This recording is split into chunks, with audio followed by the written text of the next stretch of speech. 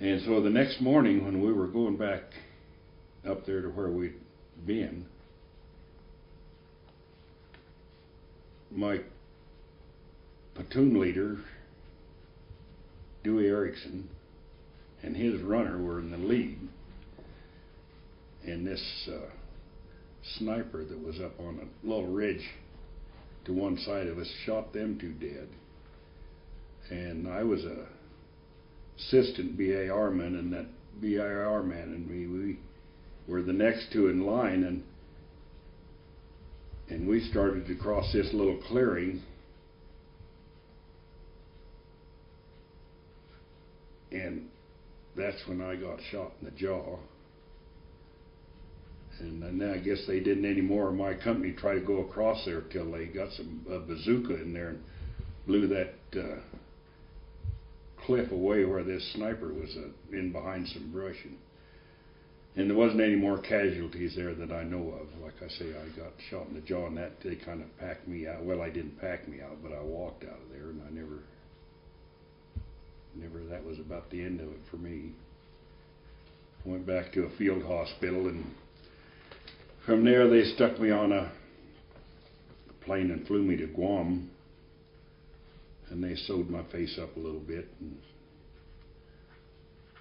and put me on a ship that had been rammed by one of our own ships in the side, and it was crippled up. It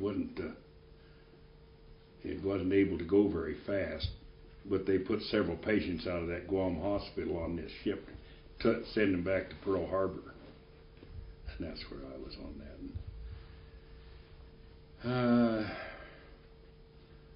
I got to Pearl Harbor sometime right after Easter, the 1st of April. I can't remember what date, but they had this AEA Heights Hospital there at Pearl Harbor where they put Navy and Marine patients in there. That Battle of Okinawa was going on at that time, and one thing there, those kamikaze planes were hitting those ships there off of Okinawa, and that one ward beside the one I was in, that was full of those poor sailors that were burned, you know, on them ships. Just this odor going by that ward with 100 of those burn patients in there is really bad. Yeah, I felt so sorry for those guys. You must have known when you got shot. You knew you got shot, right? Did you? Well, think yeah, it was real bad? My mouth was bleeding pretty good, you know. Well, I didn't get knocked out or anything. I just kind of like getting hit in the head with a baseball or something, kind of thumped, you know. Well, but then I got back out of where they couldn't shoot me anymore, possibly. And then I went back to an aid station in that base, in that field hospital, and that was it. Where did it just come in the side there? Well, it kind of went in the front of my mouth and knocked these bottom teeth out and come out. There's a little bitty scar right there. I don't know if you can see it or not, but kind of right there in the point of my jaw, there's a little scar. That's all there is. It just kind of went in the corner of my mouth and then hit those teeth and out the side and knocked those bottom teeth out. Oh.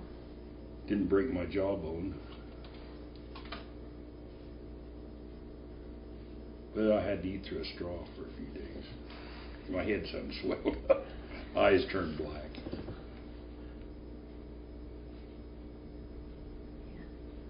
Did you think it was worse than it was, or did you really have any idea? I didn't think so. I thought, well, they'll put a Band-Aid on that and I can maybe get the chance to get even with them little rats. But they said, no. I tell you, they give you that Corman gave me that shot of morphine, and it wasn't long till I kind of was out of it. That stuff really zaps you. I was under my own power. They didn't have to pack me, but boy, I can't remember too much about it. That darn morphine really works on you.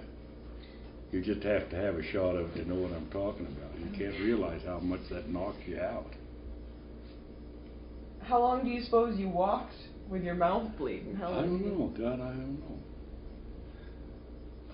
They sent a guy along with me. It wasn't from our outfit. Somebody from that 28th, they sent him along to make sure I made it to that aid station without keeling over from that shot. The bullet shot wasn't hurt, but that morphine, boy, that really knocks you off out. Anyway, I don't know how. I don't have any idea. I can't remember much anything about it till the next morning. So they gave you morphine just right there in the that infield. foreman right there, when I got back to my squad there, he gave me a shot of morphine. And then I pity-patted over there. The only thing I heard later that those guys at that aid station, they had a heck of a time wrestling my rifle away from me. Of course, I don't remember. But they, you know, you get that drilled into your head. You don't part with that rifle. They was laughing about that. That chopped my hand off of that rifle.